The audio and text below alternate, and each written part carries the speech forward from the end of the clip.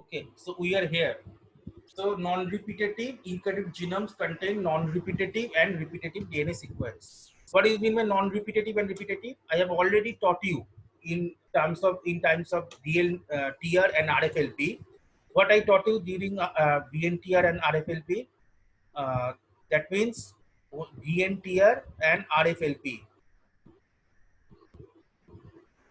I told that not the whole portion of the DNA codes your protein.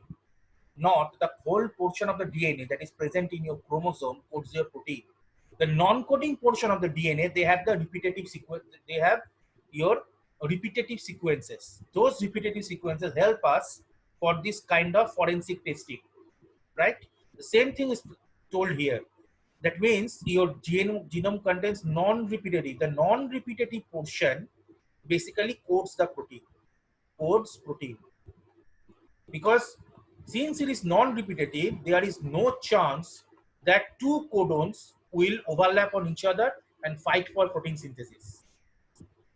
But not two codons. I will not say not two codons because the two codons may be similar, but not two genes will fight with each other for protein synthesis. So not repetitive, non-repetitive portion of your DNA codes protein, but the repetitive portion of DNA does not code protein. Does not code protein. They have the other purpose like your paternity testing or forensic testing. That means they are flown from one generation to other generation. They are flown from one generation to other generation. Specifically, there is a unit of non-repetitive DNA called transposon. Transposon of the unit of non-repetitive DNA. Not all non-repetitive DNA are not all repetitive DNA transposon, but transposon is a part of repetitive DNA which flows from one generation to other generation. It is a part of the repetitive DNA. It is a unit. The size may be up to 5 kilobase pair. The transposon size may vary from species to species, and the size goes may up to 5 kilobase pair, which is actually flown from one generation to other generation. Okay. And here is the chart which will show that when it goes higher in hierarchy, the repetitive portion of the DNA gets increased. The red one is the non-repetitive, that is coding protein. Blue one is the moderately repetitive, and the green one is highly repetitive. Okay, you see when you are in E. coli, the non-repetitive is 100%. There is no repetitive DNA. Is a prokaryote. But when we come, then you come to Clostridium elegans, the next higher organism, you see there comes these repetitive portions. And when you go to higher, when you come to eukaryote, there is fruit fly, Drosophila, then mouse, then up to your then Xenoparma levis, all these kinds of higher organisms, Xenopus, I'm sorry, Xenopus levis, and in Tabacum, this kind of higher organism, you see the repetitive portion are getting increased. Both of the repetitive portions, the moderately repetitive and the high repetitive portion, are getting increased. Here it was 100% non-repetitive, but you see how much it is, only 30%, or here it is 54%, something like that.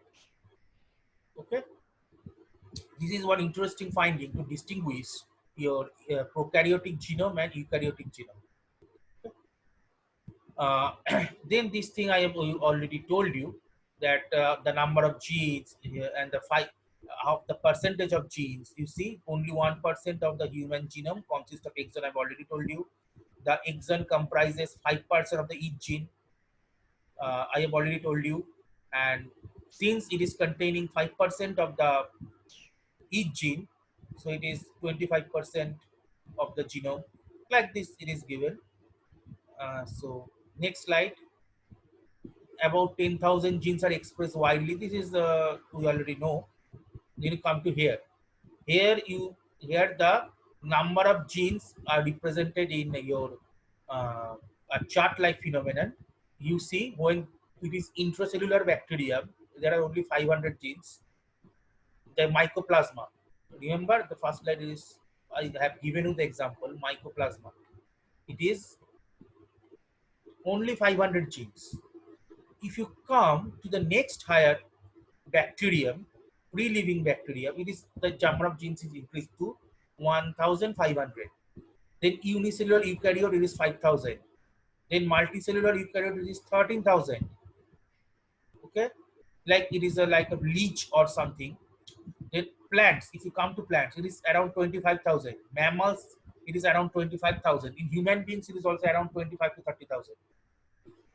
So in E. coli, how many genes? Usually in E. coli, there are around 4,500 genes. Or in some books, it is around 4,700 genes. Around. Exactly, actually, we cannot describe the exact number because a few genes may still be undiscovered, but it is around 4,500 to 4,700 number of genes are there. But when you come to yeast, how many genes are there? We have already learned around 6,000 genes. Unicellular eukaryote, prokaryote to unicellular eukaryote. This is a fungi, unicellular fungi. It is Saccharomyces cerevisiae. The cell structure is complex. Whether it is unicellular, the cell structure is complex. So you have more genes, 6,000 genes. Okay. So here, the size of the E. coli genome, you see, it is for common laboratory strain, it is given 4,288, but this is some older version. In some strains, it is, you see, it is given 4.6 MB also, 4249 genes. It is some older version. Currently, around more than 4,500 genes have been discovered in E. coli. Okay. With an average length of 950 base pair. In E. coli, what we all do the recombinant DNA technology, the recombinant DNA formation, the average gene length is around 1,000 base pair. It is given 950 base pair. That's 950 to 1,000 base pair, average gene length. Okay. Then it is the from it, this chart is come from the repetitive and non-repetitive portion of the DNA. Okay, the red bars, this is shown from bacteria to human. Now what this red and blue bar represents? Red bar represent distinct family of genes and blue bar represents total family of genes, or total number of genes. Now you see, when we come to higher organism from lower like bacteria to human, the total number of genes increases. Total number of gene increases. Like here it is around 5,000. It is around 2,500. It is more than 5,000. It is near about what will be 13,000. It is 18,000.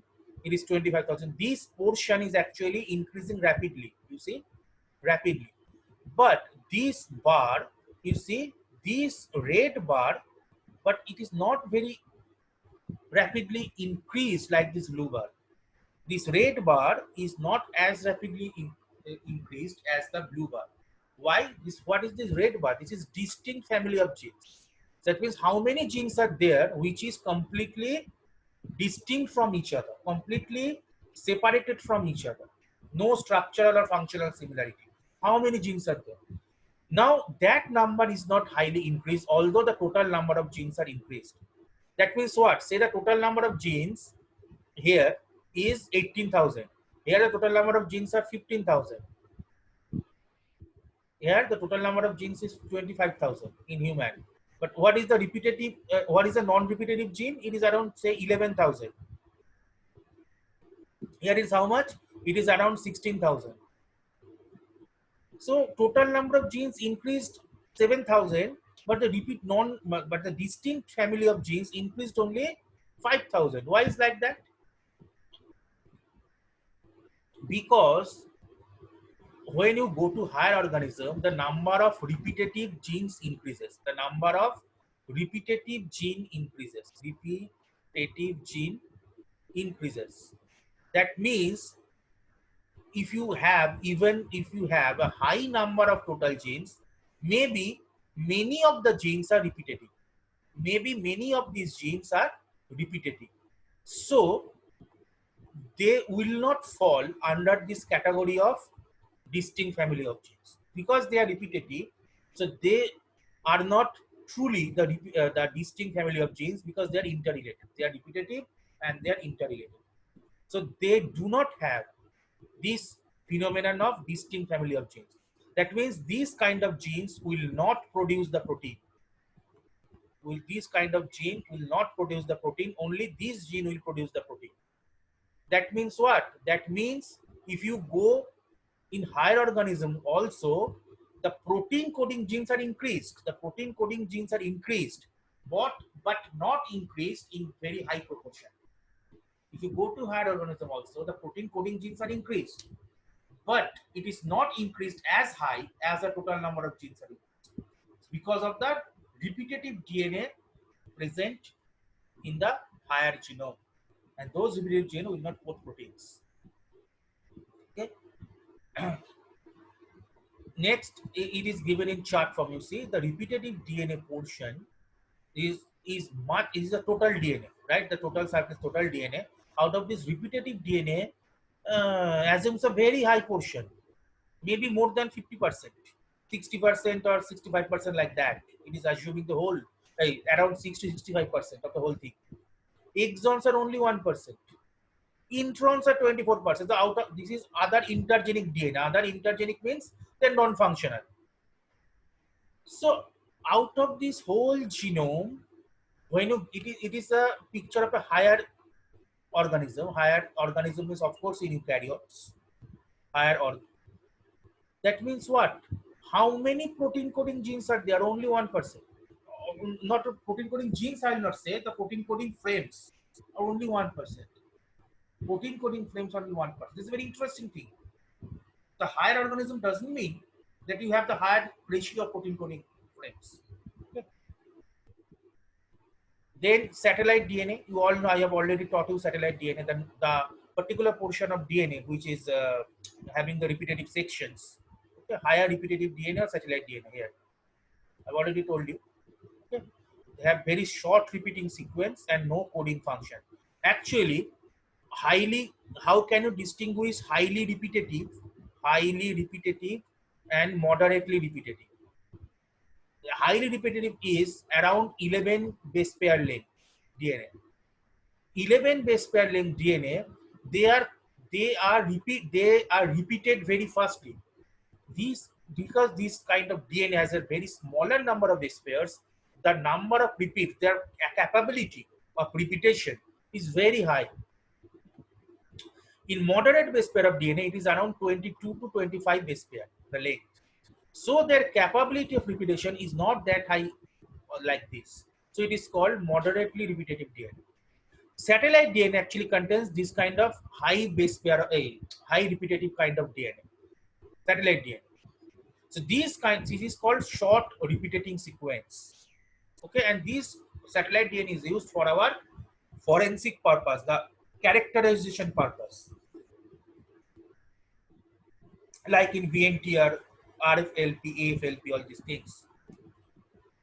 Then eukaryotic protein coding genes can be identified by conservation of exons. You already know that exons gives this, and some exons are conserved. Conserved means equal, means the base pair and sequence.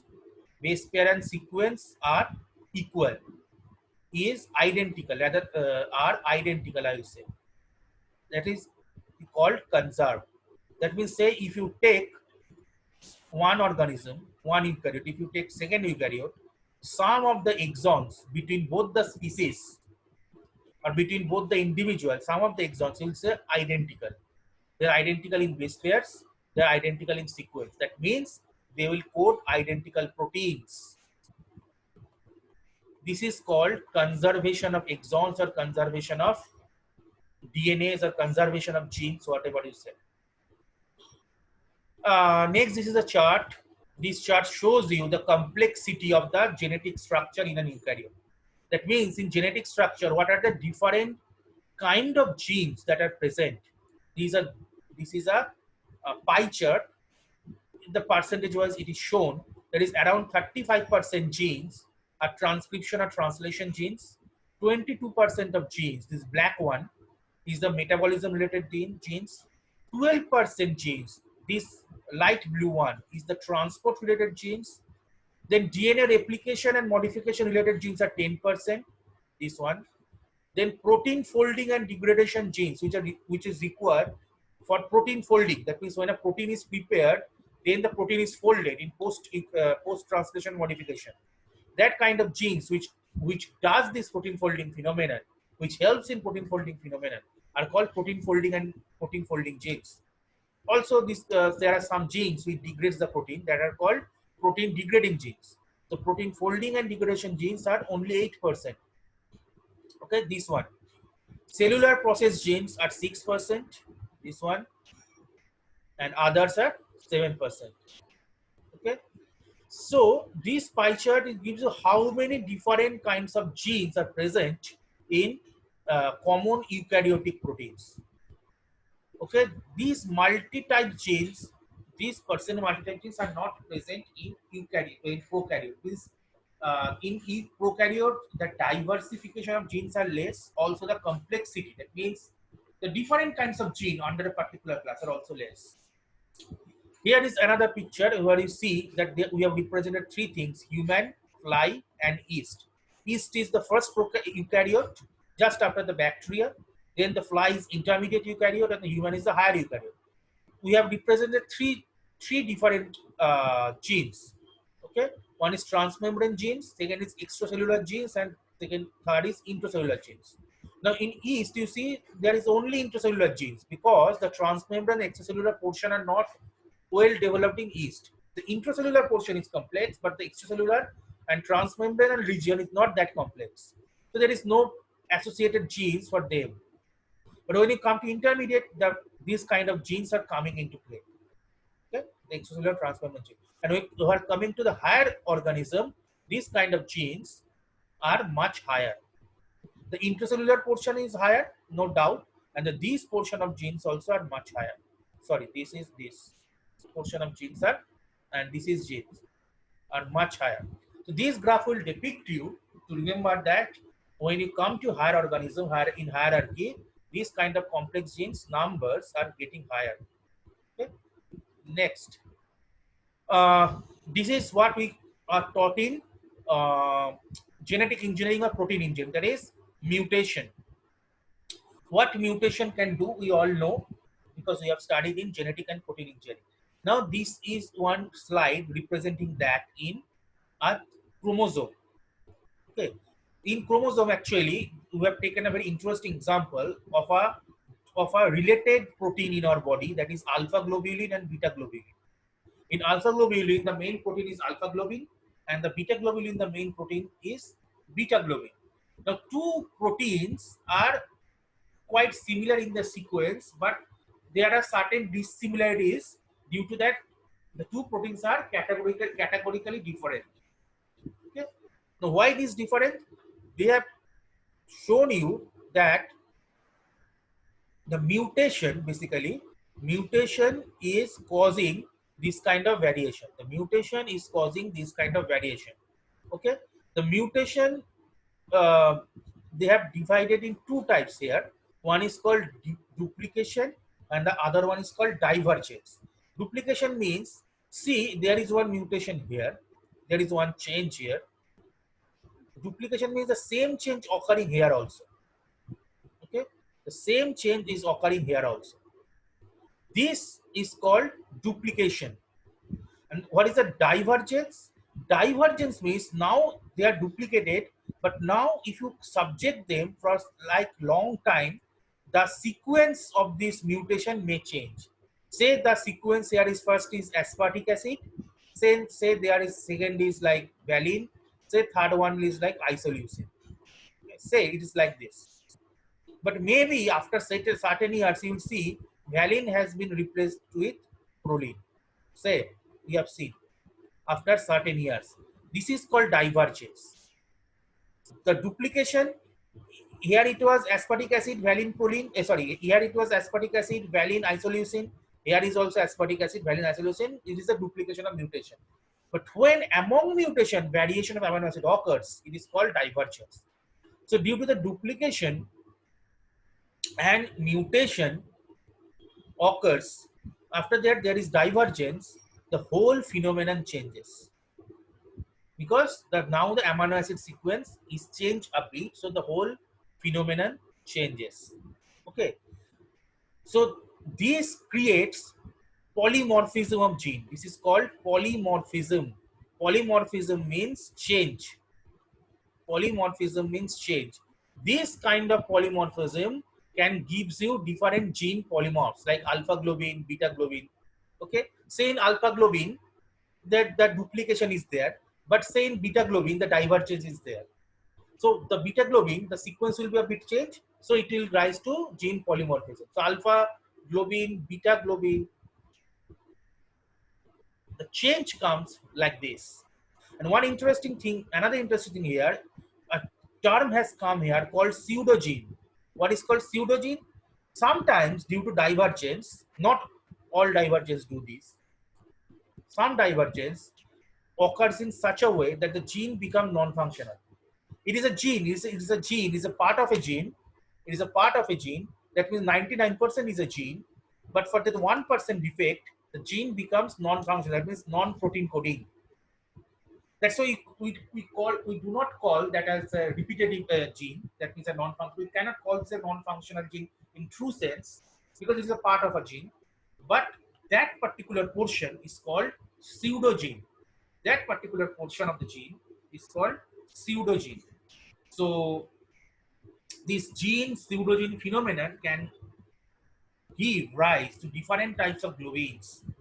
Okay, like afterwards not only alpha globin, beta globin, the myoglobin, okay, then hemoglobin, leg hemoglobin, all these kind of things are comes from due to this kind of polymorphism, this gene pseudogene phenomenon. Pseudogene actually is denoted with the help with the term Shi. The Shi denotes the pseudogene. Okay, this can be seen in both eukaryote and prokaryote, but since eukaryote has alleles, since eukaryote has alleles, so this kind of divergence or duplication is more seen in eukaryotes, because if one portion is mutated, the other allele is mutated by the method of duplication and divergence. One allele, if it is mutated, the other allele gets mutated by this duplication and divergence. It is mostly seen in eukaryote. Okay.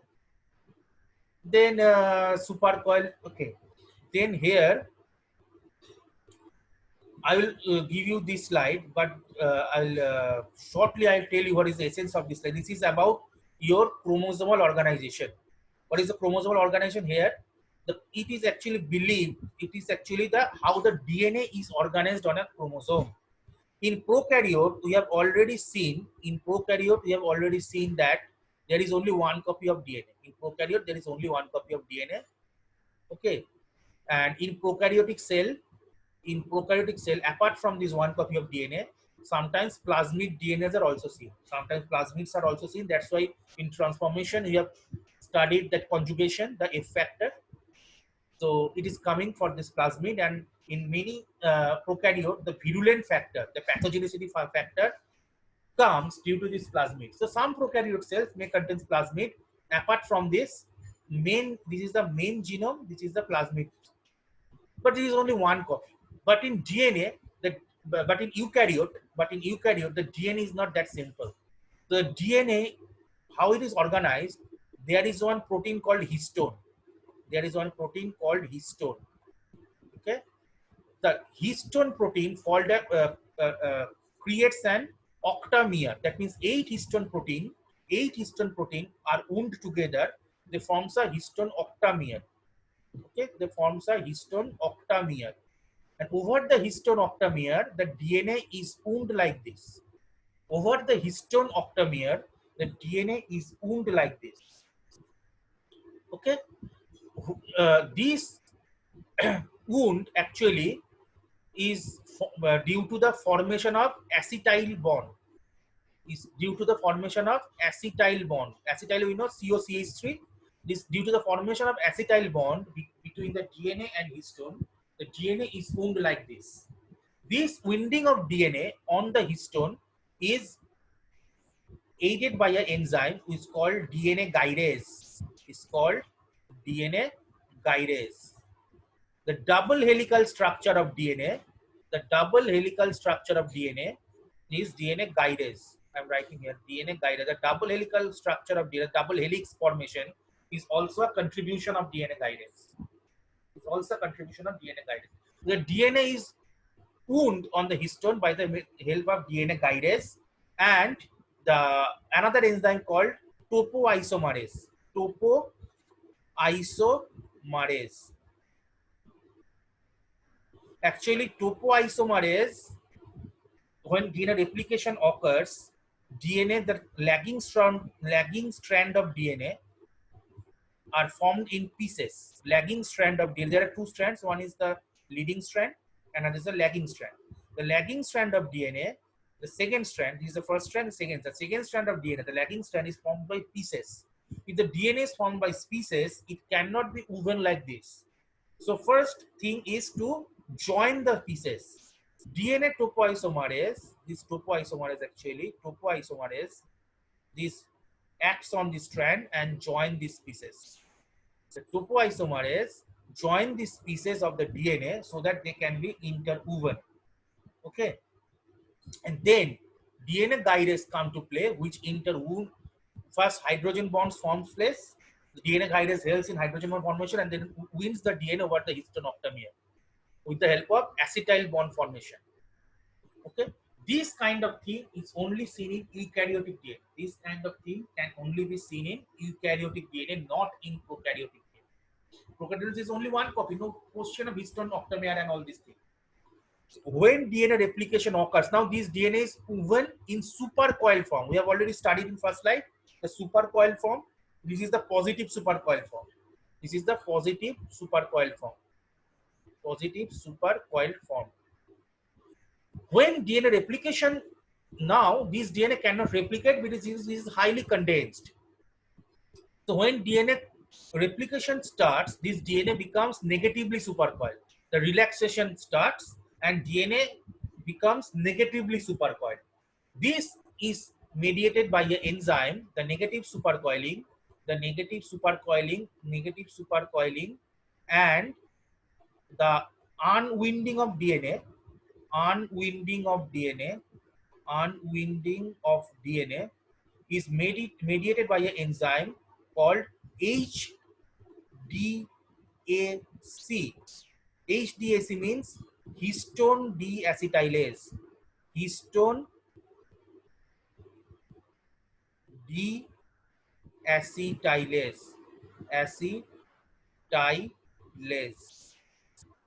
This histone deacetylase actually unwinds the DNA by breaking the acetyl bond, by breaking the acetylation between DNA and the histone octamer, and then it gets unwound, and then the replication starts. In cancerous cell, do you know what happens? The HDAC activity goes much higher. In cancerous cell, the HDAC activity goes much higher. So there is so much negative supercoiling of DNA that the DNA duplication, the DNA replication goes very high, and the cell division becomes very high. Okay? So anyway, DNA gyrase আর এই histone ডিঅ্যাসিটাইলেজের opposite action তাহলে DNA gyrase histone deacetylase exactly opposite action ঠিক আছে gyration help করছে মানে winding এ histone deacetylase unwinding help করছে হিস্টোন ডিঅ্যাসিটাইলেজ একটা বিশাল রোল আবিষ্কার হয়েছে যেটা ডিসকভার দ্য ক্যান্সারাস সেলে হিস্টোন ডিঅ্যাসিটাইলেজের বিশাল রোল আছে because it helps in the cell division in cancerous cell okay আচ্ছা then we go to this over. Now we come to the last portion of our presentation, that is the cell division. Cell division, you all know there are two kinds of cell division. One is mitosis and other is meiosis. I am not going in details because you all know this. There are different phases: mitosis, meiosis. Mitosis, your prophase, metaphase, anaphase, telophase. Meiosis, leptotin, pachytin, zygotin, then diplotin, then your diakinesis. Okay. Only one thing you remember: whatever you study, whatever phase you study, those prophase, anaphase, metaphase, telophase, everything occurs in eukaryotic cell. Prokaryotic cell does not follow this kind of cell division. Prokaryotic cell does not follow this kind of cell division. Their cell division machinery is different. So whatever is there, this complex cell division present in eukaryotic cell. Okay. So in prokaryotic cell, what is the funda of cell division? This is binary fission. Binary fission is present in prokaryotes. This is much simpler. What is done actually? Two steps, two to main three steps are there. Okay. First is that here. First is that first when the cell pressure increases. Cell pressure means when the cell volume increases, volume increase. Then at a certain point of time, cell realizes that it will burst. If it retains the same volume, it will burst. So it divides the volume then. So when it divides the volume, the cell division starts. So at that time, what happens? One origin of replication here. One origin of replication comes in, where from the replication starts.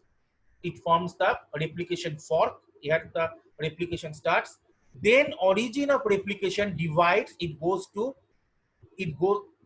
into different directions. Okay. Then it goes to two opposite poles. It goes to two opposite poles, and then one gene comes to play called FTSZ. This FTSZ, this gene forms a septum. This FTSZ gene forms a septum. This septum, when it forms, here the two DNA get separated, and when the septum is formed, the two DNA get separated and they moves away from each other. So the cell divides like this. Okay, this becomes the daughter cells. This becomes the daughter cells, daughter or progeny or offspring, whatever you say, daughter cells. So this is simple. Origin of application first form goes to different direction, then FTSZ forms the septum and the cell division occurs. But in eukaryote, there is mitosis, meiosis, all this kind of things. Okay. Here FTSZ gene is necessary for septum formation. Okay, and where the septum will form, that is also critical thing. The septum will form here or here or here or at the middle. This is one critical thing, because if it forms in the middle, then the two equal size cell will form. So it is critical to form in the middle. The genes, like I have written here, MIN or NOC or SLM, these kind of genes regulate the location of the septum. Mean gene or NOC gene or SLM gene. Fine. So only 2-3 genes, main regulatory genes interplay. Then we come to gene replication occurs. Then we come to transcription and translation. Here I will not go. I have put the table in this chart not to make you remember everything, but to make you understand what is the understanding. The transcription and translation, I have put only the translation factor here, but if you go through book, you'll find the transcription factors also. What is the transcription and translation factors? The regulatory genes. You have known the regulatory genes. I have already taught you the transcription factors, the regulatory genes, which helps the RNA polymerase to bind on the promoter, that is the transcription regulator.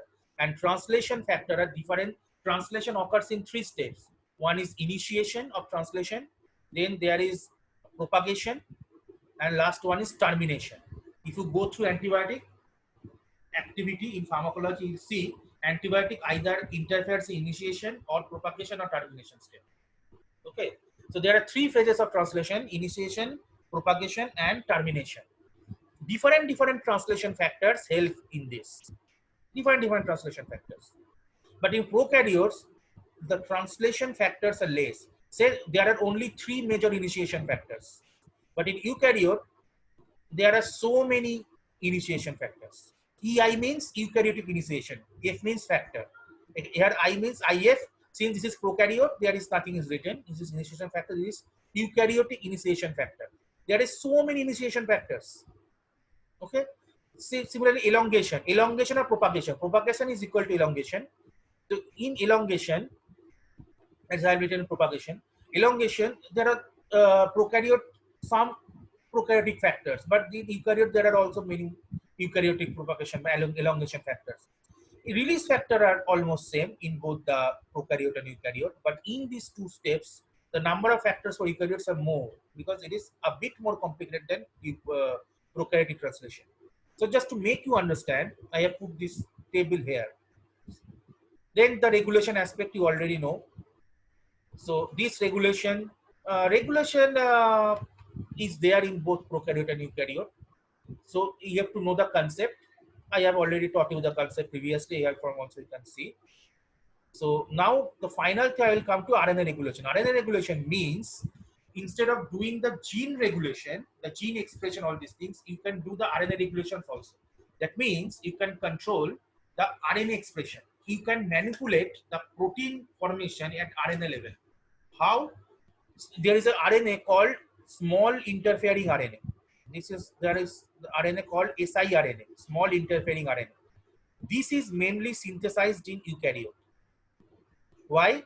Because in previous slide I have given many RNA actually many RNA here eukaryotic genomes code many short RNA molecules called microRNAs. Okay, in this microRNAs, uh, there are two types of microRNAs. One is piRNA, which affects gene regulation by blocking RNA in germ cells, and there are siRNA, which blocks other genes by inhibiting RNA in normal cells, in viruses and transposable elements.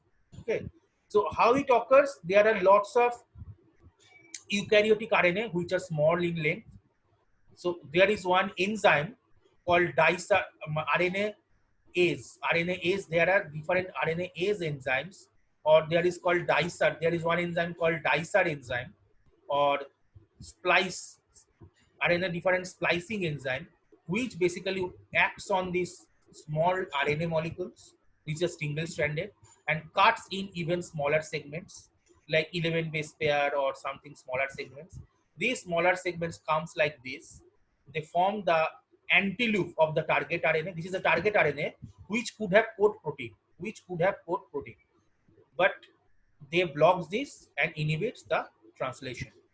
Okay, so this is mainly seen in eukaryote. Not many prokaryotes do this because the shorter mRNA, the dicer protein, all these splices are present in eukaryotes. So these are the main features I wanted to talk in this genetic organization. I will share these notes. I'll also share one book in Google Classroom. Please see. Sir sir Time ওই শেষ হয়ে cis যাবে, এক ট্রান্সের মিনিটও নেই। বলো sir বলো। Cis trans যেটা বলেছিলেন একদম সবার আগে ওই তুমি সিস আমাকে ট্রান্সটা একবার বলে দিন। ফোন করো, কারণ এখানে টাইম নেই, লেস দ্যান ঠিক 1 আছে, মিনিট দেখাচ্ছে।